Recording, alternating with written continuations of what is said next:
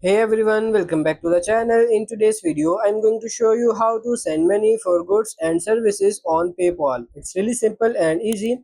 First of all, open your PayPal application in your mobile and then simply tap on this payments in the bottom with dollar sign and then get started.